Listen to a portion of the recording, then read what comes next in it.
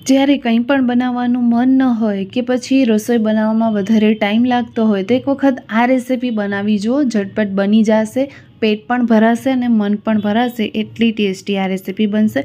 તો ચાલો ફ્રેન્ડ્સ બનાવવાનું શરૂ કરીએ। તો અહીં મેં લઈ લીધા છે ખીચડીના ચોખા, તમે જોઈ શકો છો 1 કપ જેટલા લીધા છે। સાથે સાથે મેં અહીં લીધી છે તુવરની દાળ, તો 1/2 કપ જેટલી મેં અહીં તુવરની દાળ લઈ લીધી છે। તમે ઘરમાં કેટલા પણ વ્યક્તિ હોય તો એ પ્રમાણે તમને દાળ ચોખાનો માપ લઈ લેવાનો છે।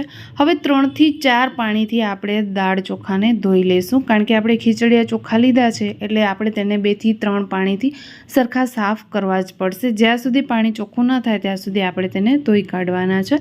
તો અહીં મેં 3 પાણીથી ચોખાને ધોઈ અને દાળને સાથે ધોઈ લીધી છે। હવે તેને પલાળીને 10 મિનિટ માટે સાઈડમાં મૂકી દઈશું અને 10 મિનિટ માટે આપણે આંબલીને પણ પલાળી લઈશું। તો ખાટી આંબલીને પલાળી મૂકવાની છે। હવે અહીં આપણે કુકર લઈ લેવાનું છે અને કુકરમાં આપણે તેલ લઈ લેવાનું છે। તો 3 મોટી ચમચી તેલ લીધું છે અને 1 ટેબલસ્પૂન જેટલો ઘી લીધો છે। ત્યાર પછી ઘી અને તેલ તપે એટલે આપણે આખા મરી એડ કરી દેવાના છે, 4 થી 5 નંગ જેટલા। પછી આપણે અહીં 1 ચમચી જીરું લઈ લેવાનું છે, 1 ચમચી રાઈ લઈ લેવાની છે। હવે આ બધું જ તતડવા માટે મૂકી દેવાનું છે। જેવું જ બધું તતડી જાય એટલે આપણે અહીં હિંગ ઉમેરી દેવાની છે, 1/4 ટીસ્પૂન જેટલી। પછી અહીં આપણે લીમડાના પાન ઉમેરી દઈશું। સાથે સાથે 1 તીખું લીલું મરચું લીધું છે, જેના મેં ઊભા ચીર્યા કરી લીધા છે, તે એડ કરી દીધું છે। અને હવે આપણે અહીં લસણ ઉમેરી દેવાનું છે। તો 5 થી 7 કળી લસણને મેં કટ કરીને ઉમેરી દીધું છે અને 1 મોટી ડુંગળીની છાલ ઉતારી તેને મોટા પીસમાં કટ કરીને ડુંગળી પણ અહીં ઉમેરી દીધી છે વઘારમાં। અત્યારે મારી ગેસની ફ્લેમ બહુ હાઈ નથી, સ્લો જ રાખી છે। અને ત્યાર પછી આપણે અહીં 2 ટામેટાને મોટા પીસમાં કટ કરીને અહીં ઉમેરી દીધા છે।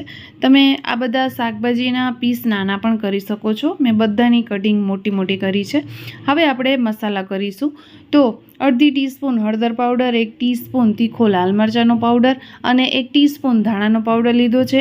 1/2 ટીસ્પૂન આપણે ગરમ મસાલો લેવાનો છે અને 1 ટીસ્પૂન આપણે કાશ્મીરી લાલ મરચું ઉમેરવાનું છે અને આ છે સાંભાર મસાલો।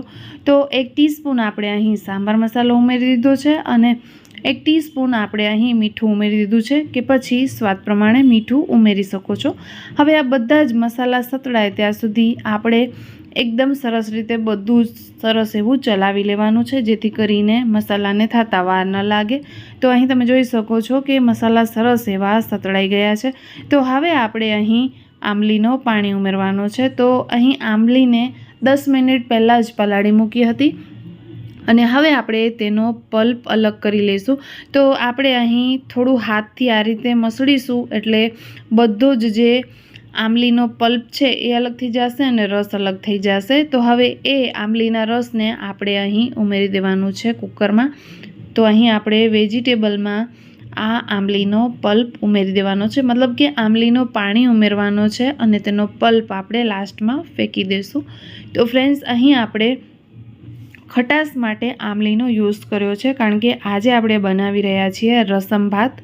તો તમે રસમ ખાધી હશે તો એનામાં આંબલી ઉમેરવામાં આવે છે અને સાંભાર મસાલાથી રસમ બનાવવામાં આવે છે। તો આજે આપણે રસમ ભાત બનાવી રહ્યા છીએ, તો મેં અહીં સાંભાર મસાલાનો યુઝ કર્યો છે અને ખટાશ માટે આંબલીનું પાણી યુઝ કર્યું છે।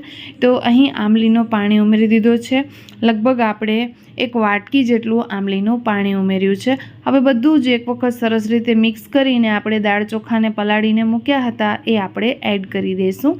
તો જ્યારે તમે દાળ ચોખા ધો ત્યારે જ તેનામાં ગ્લાસ જેટલું પાણી ઉમેરીને તેને પલાળી મૂકવાના છે, એટલે આ રેસીપીને બનતા બિલકુલ વાર નહીં લાગે। ક્યારે બહુ ગરમી હોય રસોડામાં અને ઝટપટ કંઈ બનાવવાનું મન કરે તો તમે આ રેસીપી જરૂરથી ટ્રાય કરજો, એકદમ ટેસ્ટી એવી લાગે છે। તો ફ્રેન્ડ્સ, અહીં આપણે દાળ ચોખા ઉમેર્યા બાદ એક વખત સરસ રીતે ચલાવી લેશું અને અહીં તમારી ક્વોન્ટિટી કેટલી છે એ પ્રમાણે અહીં પાણી ઉમેરી દેવાનું છે। મેં અહીં 2 ગ્લાસ જેટલું પાણી ઉમેર્યું છે અને એક વખત ફરીથી તેને ચલાવી લેશું। સાથે સાથે આપણે તેનામાં લીલા ધાણા પણ ઉમેરી શકીએ છીએ। તો ફ્રેન્ડ્સ, અહીં આપણે બધું જ મિક્સ કરી લીધું છે અને લાસ્ટમાં ધાણા ભાજી પણ એડ કરી દીધા છે. ધાણા ભાજી તમે ઉપરથી પણ એડ કરશો તો પણ ચાલશે. હવે આપણે ધાણા ભાજીને પણ મિક્સ કરી લઈશું અને કુકરનું ઢાંકણ ઢાંકીને આપણે તેની 3 વિસલ કરી લઈશું. તો અહીં તમે જોઈ શકો છો ફ્રેન્ડ્સ કે 3 વિસલ થઈ ગઈ છે. કુકર ઠંડુ થયું ત્યાર પછી મેં તેનું ઢાંકણ ખોલી લીધું છે અને અહીં તમે જોઈ શકો છો કે આપણા રસમ ભાત બનીને બિલકુલ રેડી છે. તો આ ભાતને તમે એકદમ પાણી એક્સ્ટ્રા વાપરીને એકદમ ઢીલી ખીચડી જેવા પણ કરી શકો છો. એકદમ ટેસ્ટી એવા લાગશે. મેં નથી કર્યા, મેં અહીં થોડા ડ્રાય કર્યા છે, મને આવા પસંદ છે એટલા માટે. તો ફ્રેન્ડ્સ, કેવા બન્યા છે રસમ રાઈસ? તમે પણ જરૂરથી ટ્રાય કરજો અને કેવા બને છે કમેન્ટ જરૂરથી કરજો. વિડીયો ગમે તો લાઇક કરજો, શેર કરજો. ચેનલ પર નવા આવ્યા છો તો સબસ્ક્રાઈબ કરીને જરૂરથી જાજો. ફરી મળીશું આપણે નવા વિડીયો સાથે, નવી રેસિપી સાથે. ત્યાં સુધી આવજો બધા. જય શ્રી કૃષ્ણ.